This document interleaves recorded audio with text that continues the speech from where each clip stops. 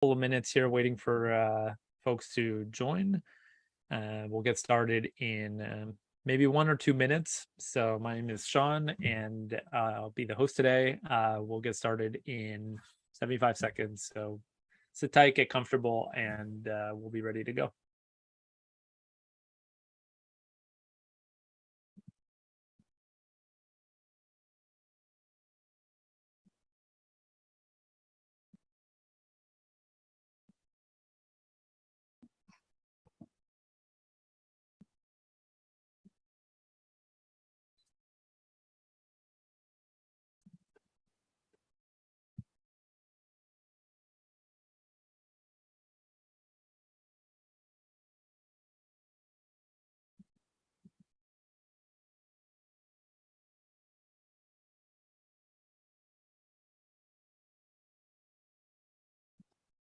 Okay, hi everyone, welcome. My name is Shawn Young. I am the CEO and co-founder of Classcraft, and this is Chat with the Experts, episode 5. Today, our guest is Trenton Goble. I will introduce him in just a second. Before I do that, just a reminder of what this series is about. Our belief is that so much of best practices and teachers' development should be coming from research and from understanding macro trends in education. Unfortunately, it's hard for teachers and educators to stay up to date on that. A lot of the time it's hard to digest papers, books, etc. So with this series, we're reaching out to researchers, experts, people who've been in the field for a long time to get their perspectives and hopefully bring that to you in a digestible, easy to listen to format, whether it's during the live stream on a webinar or later on the podcast version. So sit back, enjoy this conversation. It's going to be an interesting 15 minutes or so with our guest today, Trenton Goble. Welcome, Trenton. Thanks for having me. I'm excited. So am I. I always enjoy our conversations. So before we jump in, I'll just read your bio here for everybody so they're aware of who you are and why we're talking. So here it goes. Trenton currently serves as the VP of K-12 strategy at Instructure, where he works to support educators worldwide. As a former teacher, 3-time principal, and director of elementary schools at Canyons School District, he has over 25 years of experience in leadership and education. With a passion for data-driven instruction, Trenton embarked on a mission to create a formative assessment tool that would allow teachers to understand better what their students know and don't know. Trenton co-founded Mastery Connect in 2009 and served as a chief academic officer until its acquisition in 2019. During that time, Trenton was instrumental in Mastery Connect becoming the leading education software solution for mastery-based learning and formative assessment.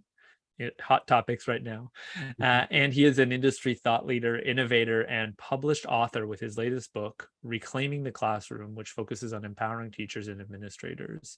Trenton also holds a master's in education in instructional technology with an emphasis on school administration. So welcome, Trenton. Really real pleasure to have you here. Yeah, I'm looking forward to our conversation, Shawn. So as am I. And I always start here with a bit of an icebreaker, get people to, get to know you a bit. So question 1 is, what is your hobby? So my hobby lately has been tearing out my entire front yard and replacing my sprinkler system that was all broken. But beyond that, I love getting outside. I love going hiking up in the mountains. I live just at the foothills of the mountains in Salt Lake City. And every day I love at the end of the day, an opportunity to go up the trail and just kind of get away for a bit. It's been a common theme in a lot of the guests. It's getting outside seems to be a real way to maintain people's mental health these days. I can relate to that. Yeah, for sure. Yeah. I'm a jogger myself, and every time I get out, I don't regret it. So what's your best hike?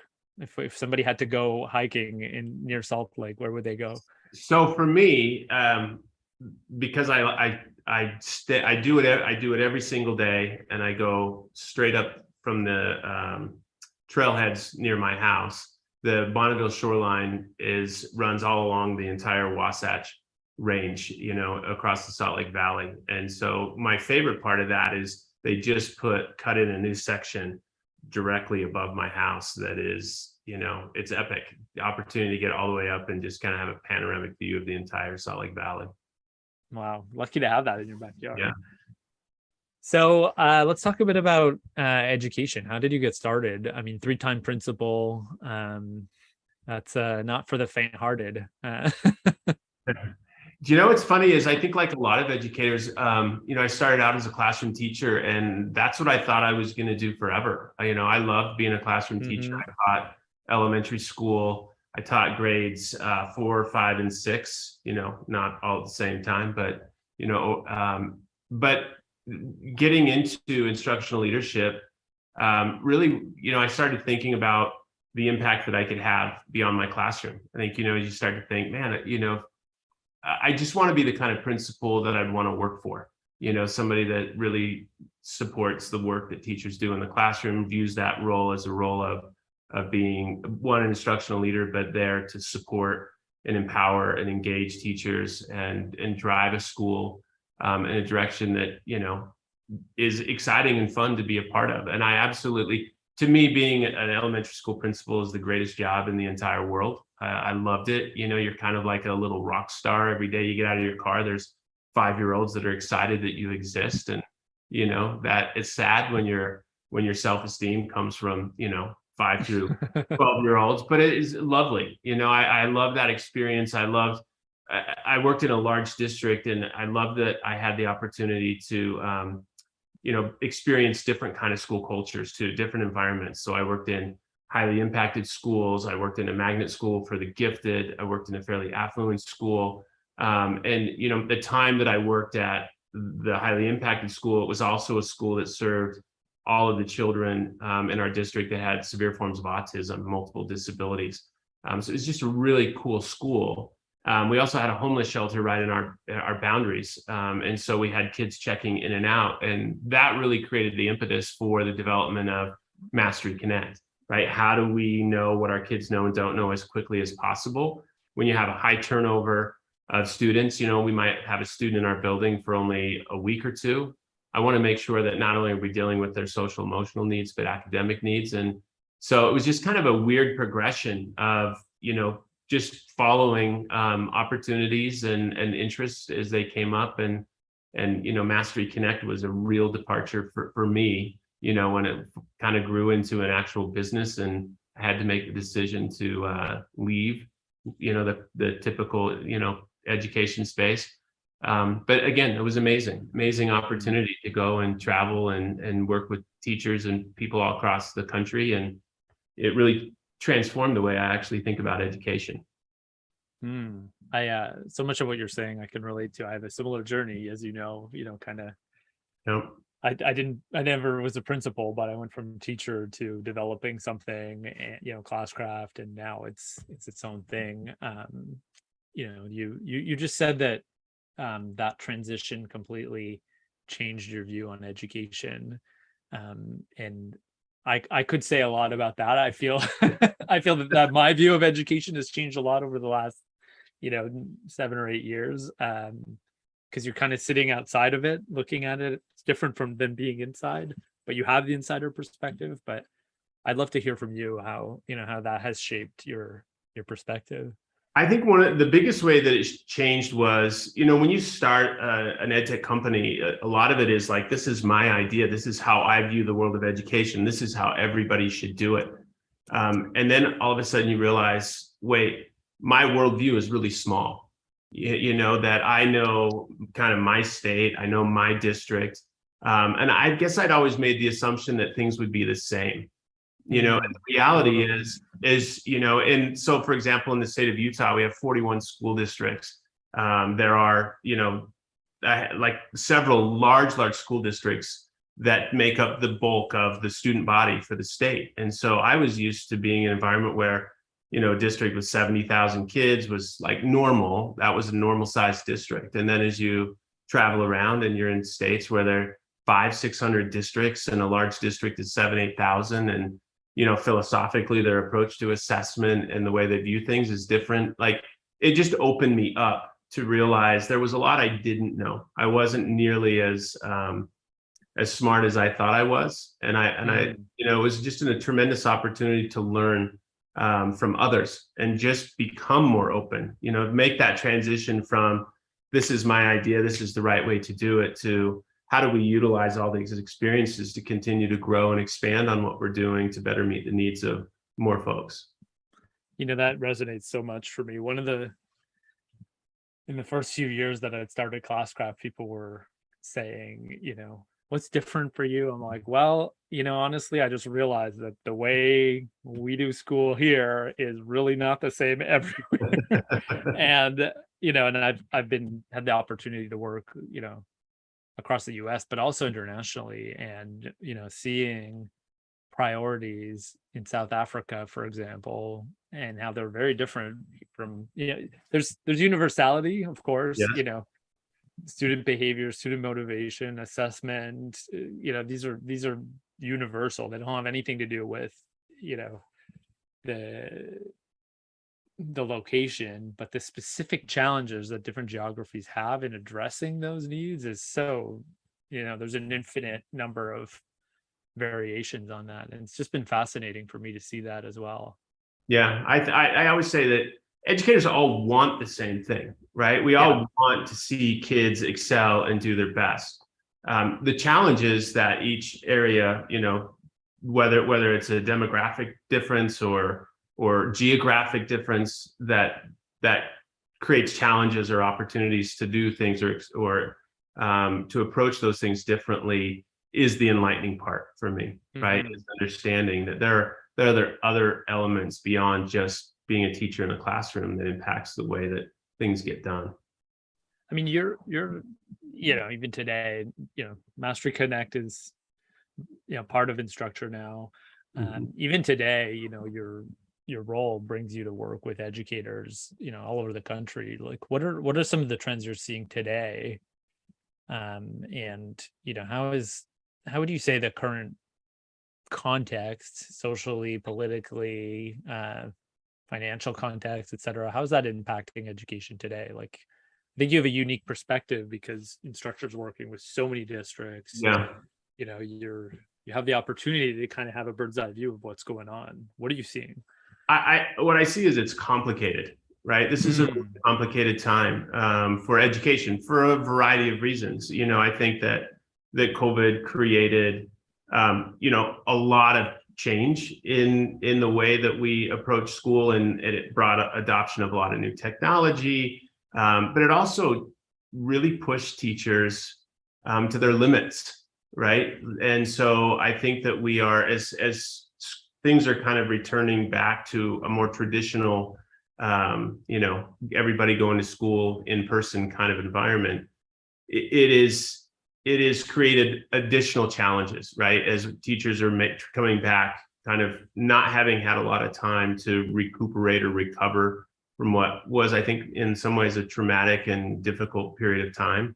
And then I also think one of the things we see a lot of as kids are coming back is the realization that yes, there was an academic impact on students, but there's also a lot of the social emotional challenges, that kids being disconnected from their peers, from their social group, all of those things, being out of school for a long period of time, has created new challenges for teachers and for administrators. And so finding that balance of, where do we need to focus? We know we need to focus on the academic pieces. We need to get kids moving and progressing to get to where they need to be. We also need to be cognizant of, how do we make sure that we're enculturating kids back into a school system and feeling engaged and socially connected, emotionally connected. And then also doing that for teachers, while at the same time, I think from an administrative perspective, dealing with the reality of a lot of new people in the profession. There's a lot of how do we onboard all of these folks? How do we get to a place where we have efficacy of instruction, right, in the process? Yeah, I mean, that one keeps me up at night. I think that there's someone who got started in education without being properly trained. I was a physics major that happened to end up by accident in teaching, and I got certified while I was teaching and did a master's in ed while I was doing it, and there was just tremendous value for me. I went in thinking, I like the kids, they respond well to me, I had a really good connection with them, and I know physics, and this will be fine, and it was. But as I started actually thinking more deeply about pedagogy and all the different elements, just night and day, the quality of teacher that I was before and after. And and I'm not sure these this such a large amount of people that don't have teaching experience, don't have certification training, and they might not never get it. It's just the how do I put this? It feels to me like we might be going into a place where the general quality is going to go down. And so that's worrisome for me for sure. Do you think that there's a way that, we as ed tech companies can help with that? Like, Yeah. what role can we play? What role can Canvas and Instructure play? You guys are all over the place. So yeah. The answer is yes, I think we can. And I think it's also knowing where our lane is, right? Of course. In terms of where the technology fits in. I'm not one that believes that, you can introduce technology that can just replace a teacher and, everything's going to be fine. When I think about it in terms of our products and the work that we do around, the LMS, data and analytics, assessment, those components of our learning platform, I think when you have people with experience, so if you take the LMS as an example, if you just hand a teacher an LMS and say, go start creating, it can be overwhelming, right? Sure. But if you have folks who are going in and creating kind of the blueprint courses and structure, here's kind of the scope and sequence that others are doing it, it's done, say, at a district level or even a state level. This gives you kind of the framework that you need to work from all year. And here are the key content pieces and components, along with the key assessment pieces and components. And it's structured for you as a first-year teacher. That's 3 years, 4 years, 5 years worth of work that can be distributed to you in a way that's consumable, that takes that part of the process, right? That's a big, steep learning curve as a teacher. Even how do I structure my year? What is the right scope and sequence? What does a good assessment look like? How do I know if I'm on pace? Moving at the right pace, keeping up with the other folks, making sure my kids are going to get from point A to point B in a way that's going to be productive. And so our tools and the way we've structured our tools support that, right? So while I don't think you give teachers our products and they magically get better outcomes, when our products are delivered to teachers in a way that supports the work that they're doing, enhances the work that they're doing, and allows them to be more effective with their time and their resources, I see that as being a huge benefit. Super interesting. So instead of putting them in front of a white page, giving them, a color, here's the outline, you put in the color, but the drawing's already made. And I think that's kind of the, paint by numbers in a way, right? Yeah. I think that's true. And the one thing I always like to highlight is because as a former teacher, I always liked rules for everybody else. I thought, yeah, that's great. You have rules and structure for everybody else. Same. I was like, I want the blank page. I want the blank page, and I want to be the person who, this is why I became a teacher. I like the creative aspect, and I like doing things a little different.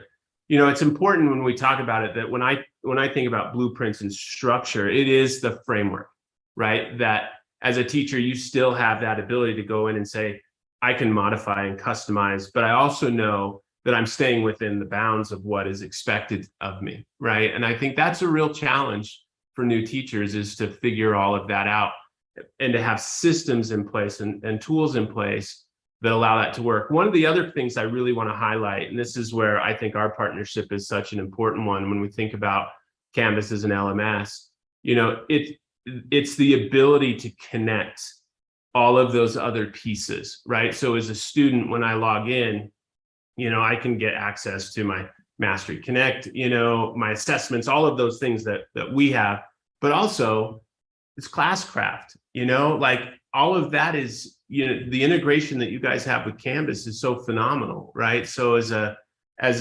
teacher and as a student, the fact that I don't have to be in 12 different places, that I can see all of my Classcraft, my points and everything else, and the things that I'm doing from my Canvas account, that's just freaking cool.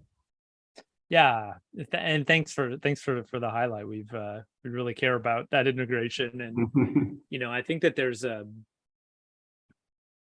this type of interoperability between these platforms will also simplify a lot of the work for these new teachers, right? It's like you got to figure out planning, you got to figure out classroom management, you got to figure out assessment, and you got to figure out all these digital tools that may or may not work together. But if they can work together, I think that really simplifies things a lot for them.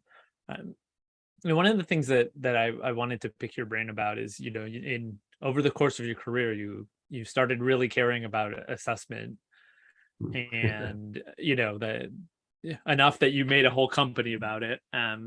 Like what's your view? So like I would say you've become an ad hoc expert on assessment. What's your view about assessment? How should we be thinking about it? I have my own opinions here, and I'll share them in a bit, but I'm curious to hear, why did you make that company? What was the need, and how has that evolved, over the last decade? Yeah, so it's so funny because I didn't go into it thinking I was creating an assessment company, right? That's the interesting part of it. Like, I was not somebody who was obsessed with assessment. What I did know was, going back to the school that I was at that was very highly impacted, we had tried a lot of different things to, how do we get to know where our kids are at, like quickly, and really know what kids know and don't know, and really have that aligned to kind of a standard structure. And so, as we started driving in that direction as a school, we did a lot. We had data walls, we had a data room with data walls that we were moving magnets around, trying to track and keep track of where kids are at.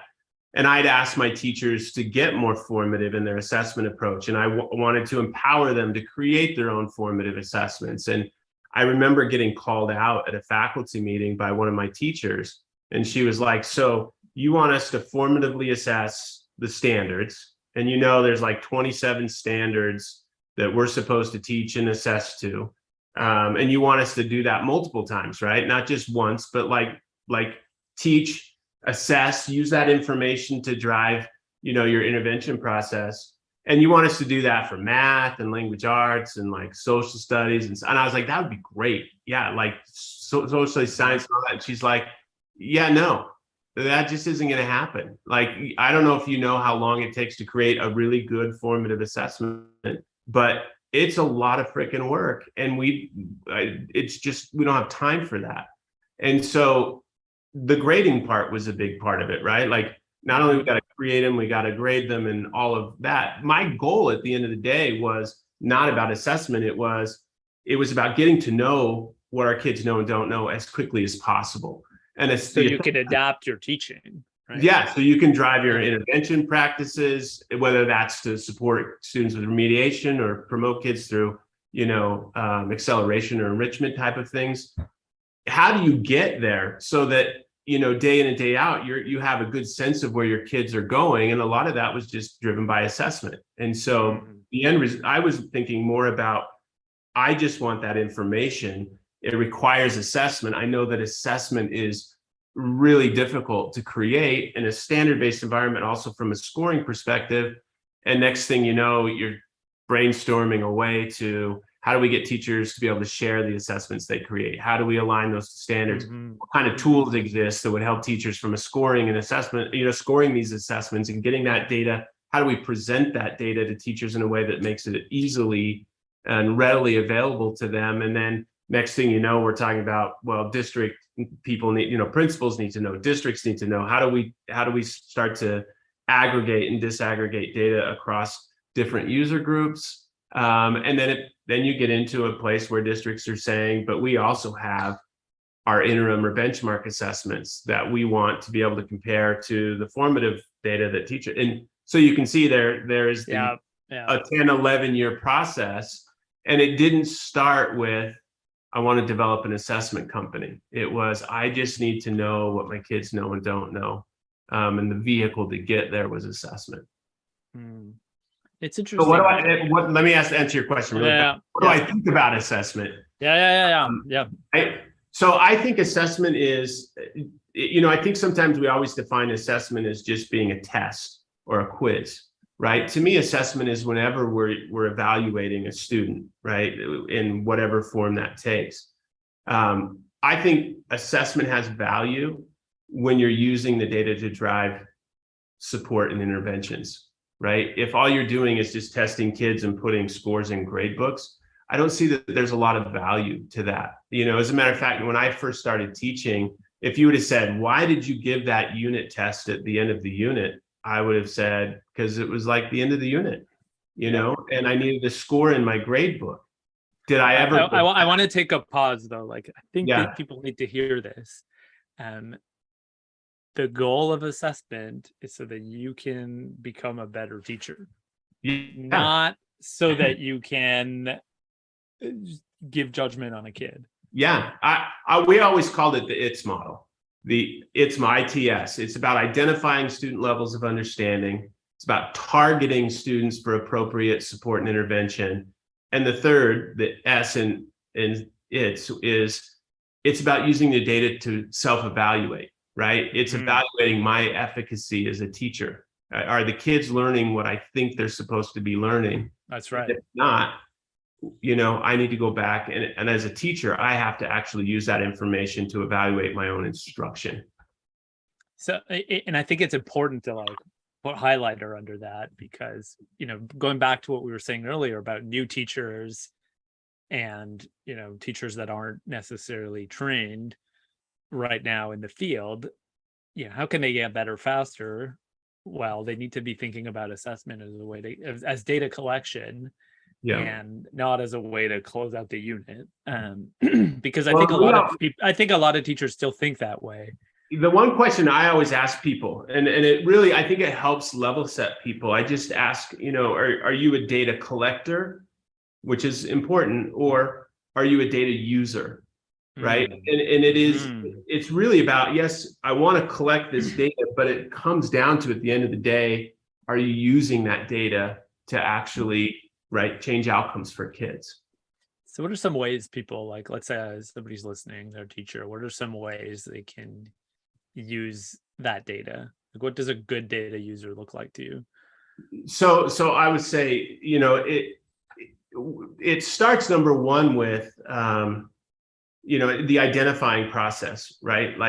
That data, so long as that data is giving me the insight into where my kids are at, that the challenge they always have, I would get people who would say, because in Mastery Connect, when you give an assessment, it's going to distribute student performance across a 3 or a 4 point scale, right? So with say on a 3 point scale, it's mastery, near mastery, or remediation, or whatever term you use. And I would have people say, but can we cut that into 10 different or 100, right? Or 100, and shades of gray across the spectrum. And I would always say that the answer to me is, how many intervention groups are you going to run? Right. That's right. So if you think you can run 7 intervention groups, then great. But the reality is, when I think about the data, the way we show the data, we're just basically telling you who gets it, who's not quite there, and who I need to really be worried about. And when you think about assessment data in that way, then I think it's really impactful, because then I can take control of that situation. I know where my students are at. I'm going to pull this group of kids to work with them, specifically on this, and so on, right? So becoming, a good user of data is really being structured around the appropriate interventions, or your ability to provide appropriate interventions for kids. That's so fascinating. I mean, here in Quebec, there was a reform for education about 25 years ago. It started and it finished rolling out, I would say, maybe 12 years ago, and it was all about competency models for grading. And we went from 100-point scale on report cards to 5. And at elementary school it was literally like smiley face, equal face and happy face, and it was really, really, really hard for teachers to wrap their heads around it. And there's this belief that we're able to discriminate, right, between an 87% and an 88%. I'm like, your assessment's never going to be that good. But even harder was social acceptability from parents. They really wanted to know that their kid was, the class average is 78 and my kid has 82, and therefore he's okay, and we're still struggling with that today. I think that there's like really deeply ingrained mindsets about assessment and assessment results, and that the point of it is to like compare kids to other kids. Like society at large thinks that that's the goal. And I think teachers coming into the profession, unfortunately, are coming with that mindset because that's what society is saying. I absolutely agree with that. And I also think there's a level of, I remember when we were doing some of the same things, moving to more of kind of a mastery-based environment around our grading, there was a lot of discussion about whether or not student behavior should be counted in the grade. And I thought it was a settled deal, right? Like behavior is one thing, academic performance is another thing. And I remember there was some friction in my faculty around this particular topic. And I thought, oh, well, I'll just call a quick faculty meeting, pull everybody together, just get everybody on the same page. These two things take half an hour, will be solved. Wow. It was one of the most animated faculty meetings I'd ever been in. And it was interesting because there were those that basically were saying, hey, wait, if Johnny's being a jerk in my class, and he's impacting other people, I want to nail him for it. He doesn't deserve an A in my class. Even if he knows everything, he's a jerk and he's making my life miserable. And so the way I can do that is with the grade. With the grade. And so, it was, I thought it would be like, there might be a couple of people who take that approach, but it was a pretty solid split. And I think it's cultural, right? That for so long, grades have been the way that as a teacher, we actually acknowledge, one, that you're a good student, but also that you're well behaved, right? And those two things go together. And so we ended in the place where I was like, no, a grade tells parents what their kids know and don't know. And then you can, give them a separate grade that says, and your kid's an asshole. I don't know if I can say that, but if that's what I didn't. I mean, you know what I'm saying. Right? It means that much to you that you've got it. Like, that's communication that parents should know as well. Kid's brilliant. He's just not, he's just rough and tough. Making bad decisions about how he interacts with other kids. And long-term, that also will have an impact. We don't want to send kids out into the world that are, brilliant and also socially disconnected or indifferent or anyway. Well, so it's interesting because like that's kind of what we're saying with Classcraft, right? Like you can observe behavior, reinforce the behaviors you want to see, give them points for it. Like, I'm actually going to take time and say, hey, Trenton, here's how you should behave, and when you do it, I'm going to give you feedback about it. And one of the things when you look at behavior intervention is just how little feedback we're actually giving kids.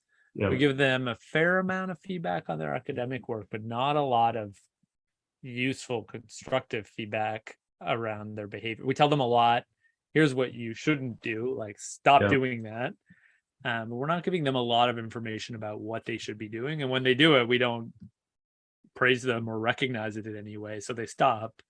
And we see a lot of schools, using the Classcraft data to communicate to parents, right? Like, here's how, not like, oh, your child's an asshole, maybe not, but the data driven version of that is, here are the behaviors he's doing really well at, and here's the behaviors that aren't, and Yeah. they don't impact his grade. It's a different thing. And I think that there's in the same way that there's like a mindset about assessment, that it is a way to compare students and often control them. Yeah. There's the same thing around behavior. Like we're not thinking about how can I teach this child the behaviors that they need. We're thinking about how can I control them and make them behave in the way that makes my life as a teacher easier. Yeah. Not what skills does this person need, how do we teach them to them, but how do I get him to do what I want so that I can move on with my life, you know?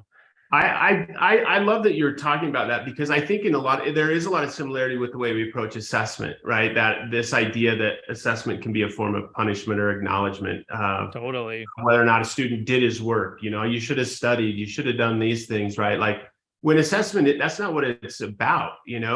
Like it's about making sure that if a student isn't doing their work or not studying, that as a teacher, I'm trying to figure out a way to remedy that situation. And I think with the behavior stuff, it's so easy in a classroom. I remember as a principal observing teachers, being out in the classroom and knowing that there was a child who was difficult. Maybe I saw them more often than other kids, but also watching how easy it was for a teacher to dial in on everything that child did. Sit down, stop. As opposed to reinforcing the positive behavior they saw in the classroom and looking for opportunities to reinforce that student when they were doing what they were supposed to. I think what you guys do is brilliant, right? Because for the student, it's great, but for teachers, you're doing the same thing that I was talking about with assessment for teachers around the behavior component. Yeah. Well, and the reality is they don't have tools, right? Like, Yeah. okay, I want to signify, like an example that I have is like from high school. I was a high school teacher. And a lot of my colleagues would say, like, if you hand in a paper late every day, you're going to lose 10% on your grade. Yeah. And, like the students would end up doing it, but they'd have 40%, right? It's like this kid did the paper 5 days late, but, they got 90% and you're docking them 50 points. So now they have 40%. Like, how are you actually... like the grade is supposed to say what they know and they're able to do. Yeah. You're saying because it's late, it's worth, basically nothing. So of course, from an assessment perspective, that's wrong. Like the grade is not communicating the facts. But I get it because they didn't have any tools or any ways, like, how do I get the kid to do it? Yep. And that's where, Classcraft, kind of solves that issue. But it's like, it's challenging because teachers don't have they don't have a lot of tools to get kids to do the things. And so they use grades as their only lever. Yeah. And I think that's really perversed a lot of what assessment should be about. Yeah.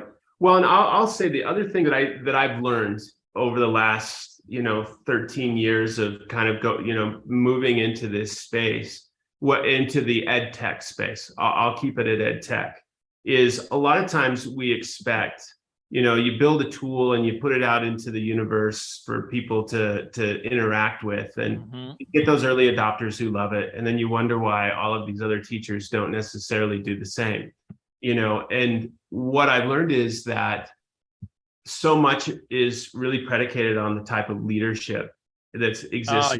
Oh, yes. That if there are leaders in the building that are validating the use of Classcraft, right? The importance of this work, that we want to have positive behavior interventions in our school, and we want to make sure that all of our students, right, are being, I don't know what the right word is. I don't necessarily want to say rewarded, but reinforced, right, with the right behaviors, using the right tools, and that we're all kind of engaged in this. You get incredible outcomes, right? And so I think sometimes we often underestimate that the most important person, right, or people in a quality implementation of any tool, doesn't matter what it is, whether textbooks or technology or whatever, is really the instructional leader in a building. Do you have somebody in that building that is driving to a direction that everybody understands and can get on board with? And so we invest a lot in instructional leadership around our tools, And I think that's important. So like, I think too often we just put it all on teachers, that it's your job to figure this out, when in reality, it's got to fit into the broader overall vision and direction of that school. I think that is so true. I look at, I mean, even when you look at the same school with different leaders, same teachers, same school, same kids for, they get older, but, and then you just change, the leader from a great one to a poor one, and you immediately see the difference. Like it's mind-boggling the impact that, and those are tough jobs. I mean, you did it for a long time. They can be really challenging jobs, and not a lot of resources, right? It's lonely at the top is kind of a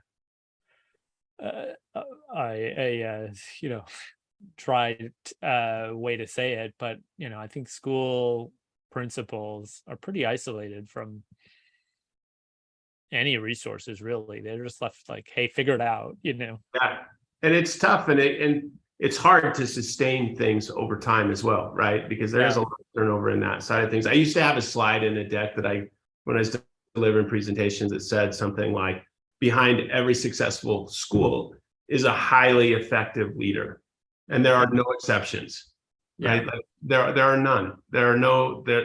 You won't go to a school and be like, yeah, the principal's mediocre, but everything else is just humming. I think we underestimate how important it is and how significant that role is in a school, because ultimately they're the ones that dictate, direction, right? This is school culture. This is how we do things. And I really value the work that we're trying to put together using Classcraft as a tool, right? I really love it when we integrate that with Canvas, but I think for teachers, it's hard when you're being pulled in a lot of different directions. There needs to be somebody that can narrow the scope and put it all together in a way that makes it manageable. So, we'll probably have, principals listening to this. Like, you did the job for a long time. What advice would you give a principal today? I also was the supervisor of principals for a long time too, right? There you go.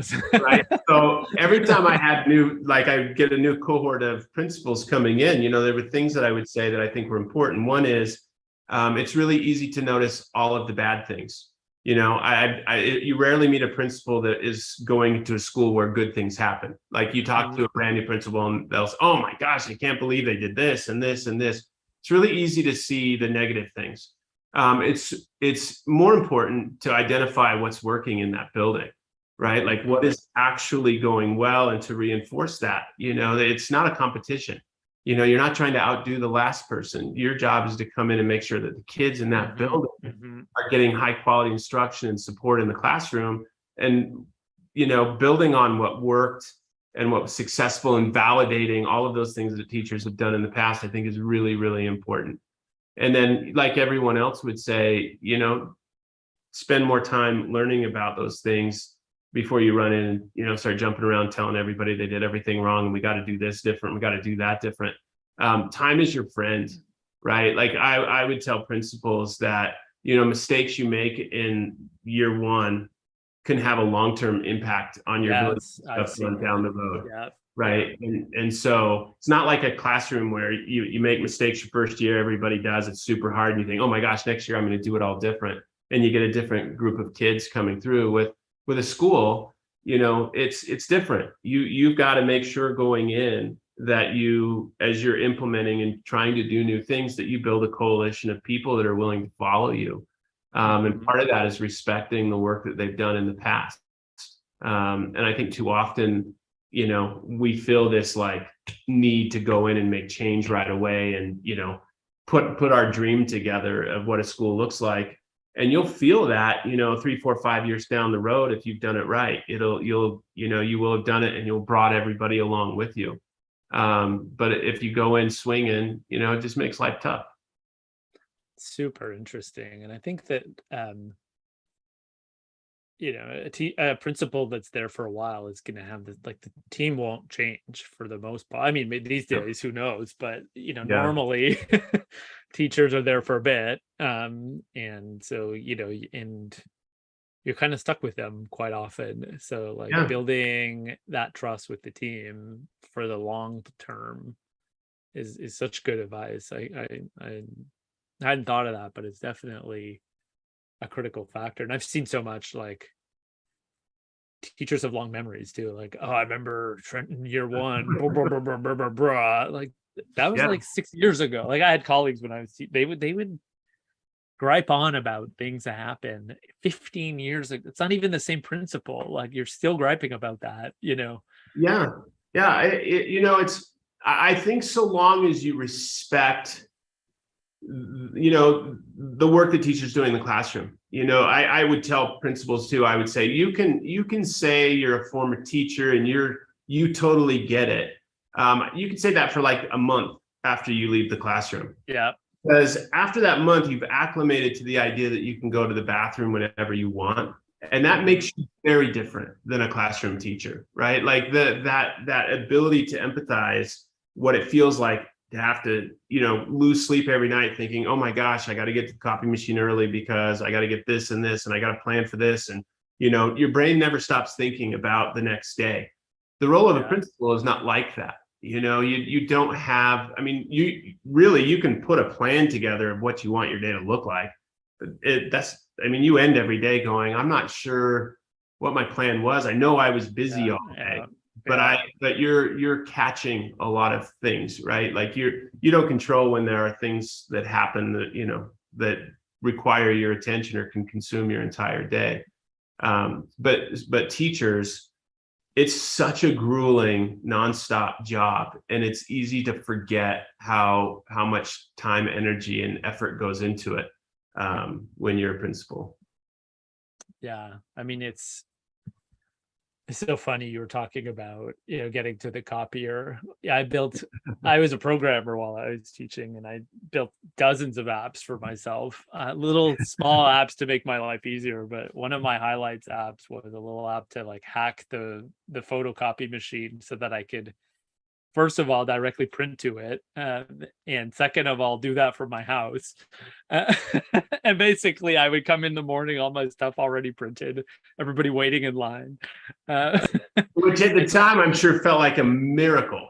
Because exactly. And it's, in 2007, that was amazing. But it's like micro improvements that, make your life so much easier. There's all these things in your way as a teacher that people don't realize, like waiting 15 minutes at the photocopier in the morning and basically having no time to prep. One of the things that I did for the common good was I volunteered to be on our district's copy machine committee. It was a big district and we bought a lot of copy machines every year and they were under contract. And so I volunteered to be on that committee because that meant that all of the vendors that wanted us to buy their stuff, they would bring their copy machines to my school so that we could try them out. We were the lab for that. And so it was like, I could get 2 or 3 extra copy machines and free paper and toner by being on the committee. Nice. So that was the sole purpose of being on that committee, is to try to get more of that available to my teachers. So many little things going on in schools that we never think about. Funny. I want to zoom back to something you said at the beginning about, SEL right now and that being a trend. Instructure is known mostly for Canvas, being an LMS. Like if you're an LMS driven company today, how are you thinking about SEL, and what's the role of LMSs and platforms like that in regards to SEL? How are you thinking? Like, your role, we've talked a lot about your previous jobs you've had, but your role today is, strategic around K-12. And I have to think that, you're thinking about, you can't ignore SEL if you're looking at K-12 strategies. So like, what's, I don't know how to frame this, but like, how does the LMS fit into that? Yeah, so I think about it in a couple of different ways, right? Like if you were to talk to people around what do we mean when we talk about social emotional learning? In some places in this country, you wouldn't say that out loud, right? Because it becomes a kind of a politicized term, right? Totally. And I think there's a lot of connection when we start talking about SEL, MTSS, RTI, PBIS. Like there are pieces All those things are all connected for sure. all interconnected in a way. And so each of them, there are components to each of those. So like SEL itself, it could be really driven by more of a professional development structure, right? That all of our teachers are going to get training on how to implement certain strategies to support kids. There's also elements of it that are more data driven, right? Around, how do we identify who our at-risk kids are based off of attendance, based off of, referrals to the office, based off of grades and things like that, or referrals.